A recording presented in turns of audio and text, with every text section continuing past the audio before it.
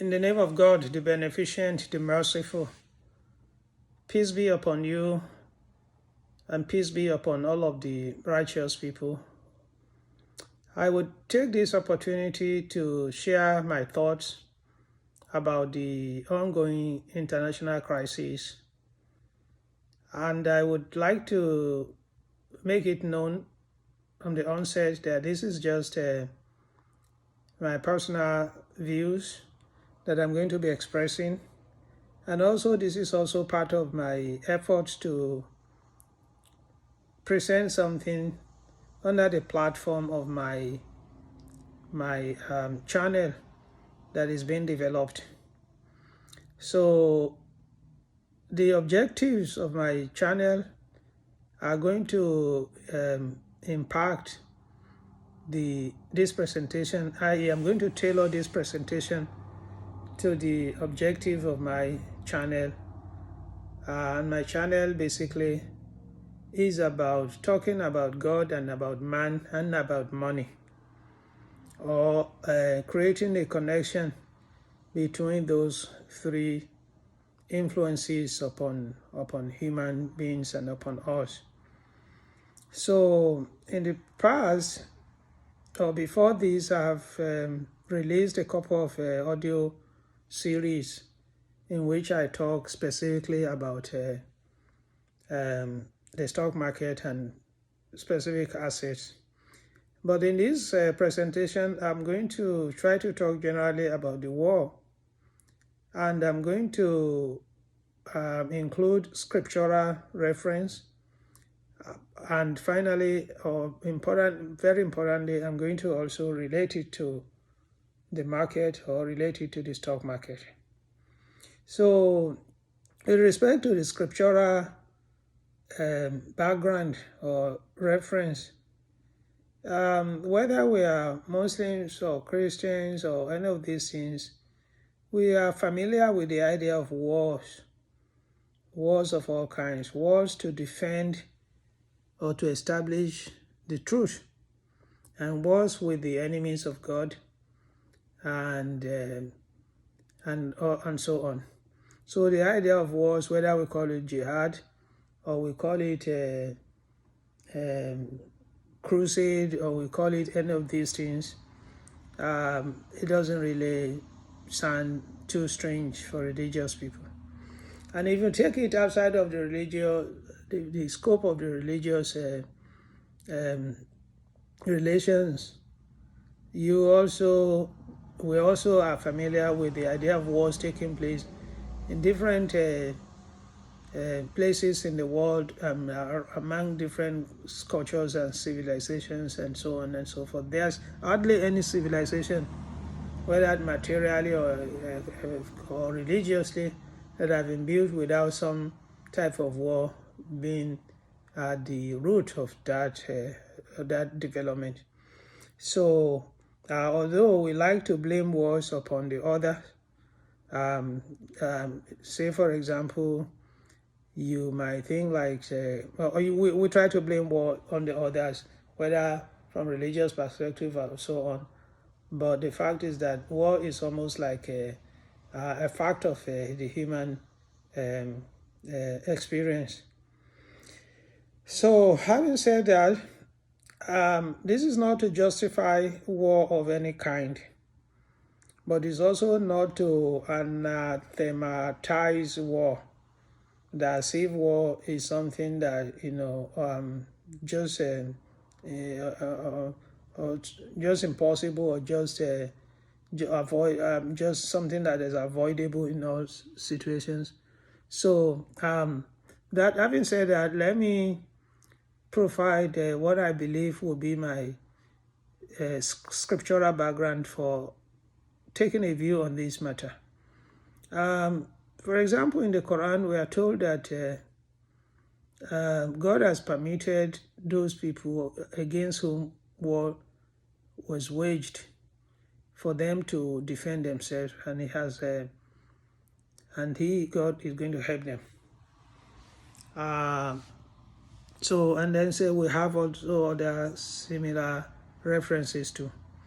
The reason why I picked this particular one is that there will be situations when people will have secured a home for themselves, and some people from outside of their home will come and attack them, trying to take their land or trying to occupy their land and trying to cause a great deal of havoc for them, or trying to subdue them in order for them to do their will and to take over their life and their land and deprive them of their self-determination, if you like.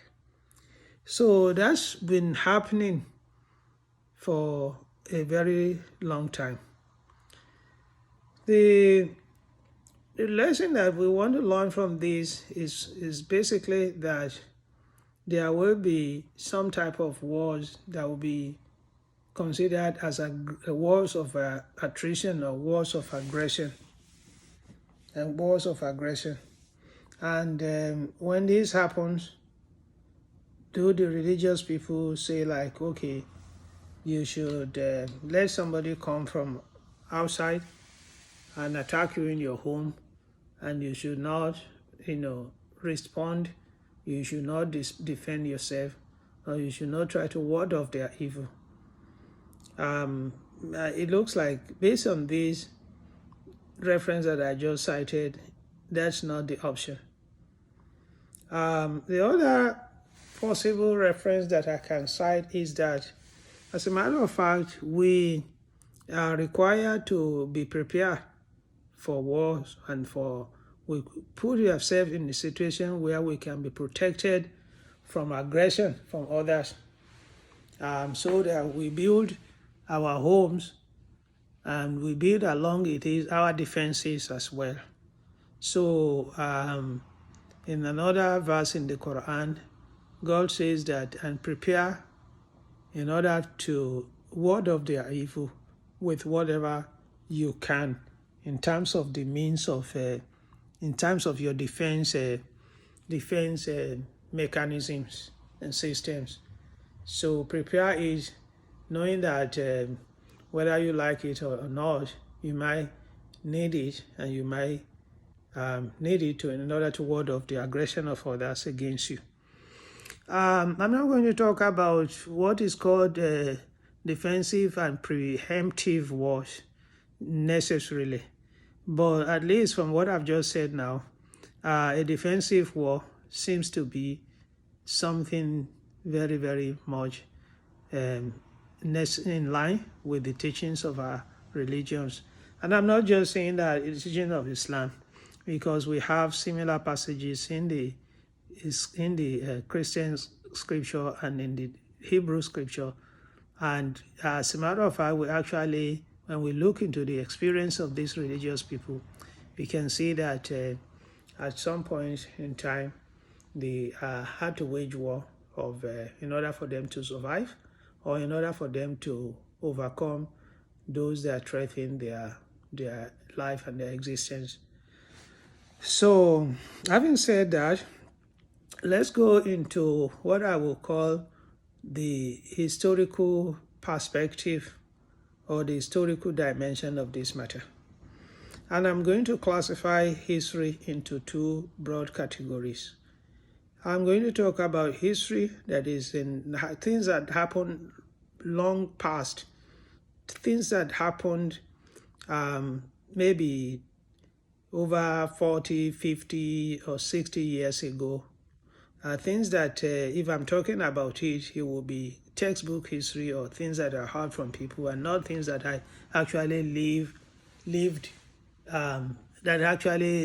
or that I can consider my lived experience, or that I can consider myself as having been of age in such a manner that I could say that I know what's going on, or that I was involved, even if only intellectually. So, or the other part of that is things that happen elsewhere that I may have just learned about or read about. So let's look at the past history we know that we are living in a kind of a world order, kind of a system, international order that kind of regulate our international relations. So before the World War in 1945 or so, the world was completely different than our world now. And so, and also for many of us, the kind of life that was the way our societies were, our international relations were set up before, got changed some time ago, like about after the Second World War. But all of that is in the past. But what I would like to talk about in a more focused way is what I lived in the past, what I lived, how the world was some time ago, like before 30 or 40 years ago. When we grew up, we grew up in a world that was divided between the communist, between the world of the communist and the world of the capitalist. We grew up in a bipolar world. We grew up in a world that was dominated by that was led by two big superpowers. And those superpowers were the United States of America, which is the leader of the so-called West, or the democratic world, and so on.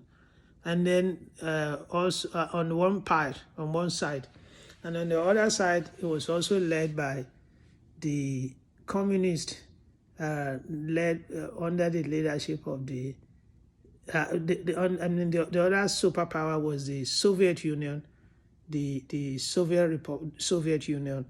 And so a lot of things that were happening in the world at that time, and a lot of wars and a lot of international activities that were happening at that time were influenced by those two powers. And so most of the countries will either be leaning this way or that way. And it was almost so clear that there were two camps that were pitched against one another. So I remember that when I was, I remember that in the mid 70s or late 70s of the past century, I bought my first transistor radio in order to catch up, in order to start learning about what's going on, to start learning about international affairs and being exposed to what's going on around the world, and also probably for the purpose of learning language as well, because I was learning at that time. I started learning Arabic at that time, and I used to tune my radio to what was called either at Moscow or either at Washington, or any of those international radio broadcasts or at that time.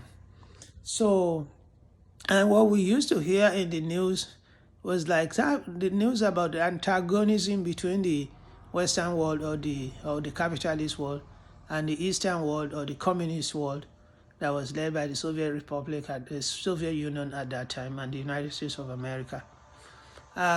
So I'm going to move from there to a more recent one, which will be marked off from around 1991.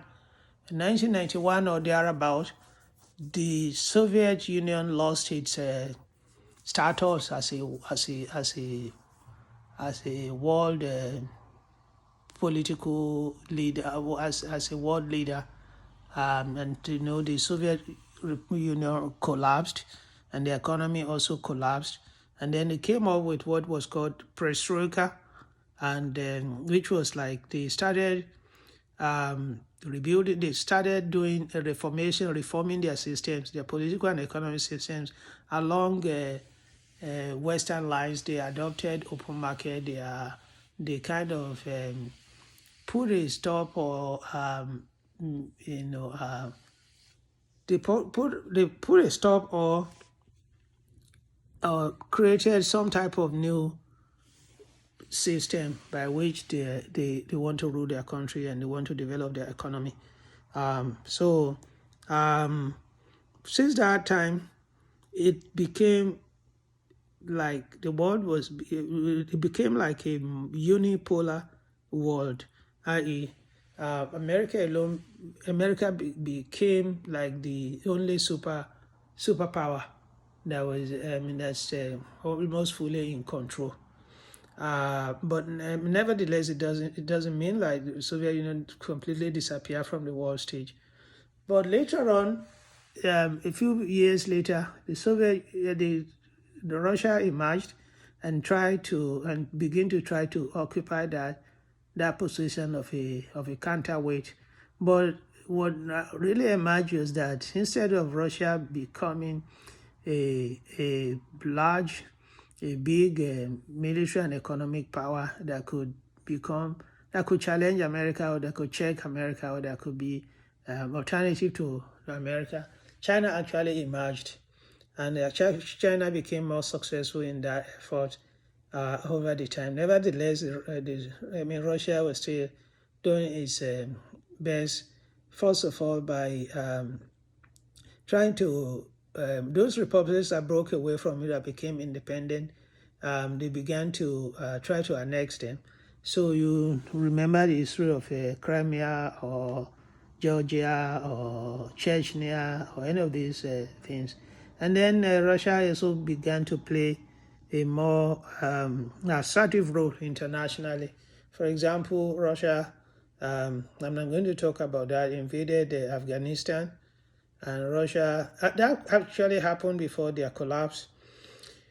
So that was the kind of world I would live for that at that time. Let's move on to the more recent time. In the most recent time, like say from the beginning of this, say in the last 10 years, it's become like the dominance is been, if the dominant countries have been the United States and China, but all of a sudden we see that Russia try to make moves in order to capture the news and also to assert itself as a power to be reckoned with internationally. So I would say that that's what led to what we are seeing now. Yeah, in the invasion of Ukraine by Russian forces. But let's look back and see how this happened. For example, Ukraine became an independent country for about 30 years ago. And so, but they were trying to, break away completely from Russia by not only by joining the West bloc, the Western bloc, but also by attempting to become a member of NATO, which is the North Atlantic Treaty Organization. Those are the remnants of the Allied forces during the Second World War, and then all the victorious side from the Second World War, and so-called the West with democratic form of government and the open market economy and all these kind of things. So, but becoming a member of NATO means like becoming completely identifying with what Russia will consider to be the enemy or the opposing camp. But since Ukraine has become an independent country, it shouldn't have mattered what they want to choose, who they want to go with. But nationalism and other kind of things will not let Russia see it that way. Actually, Russia saw it as a threat to its own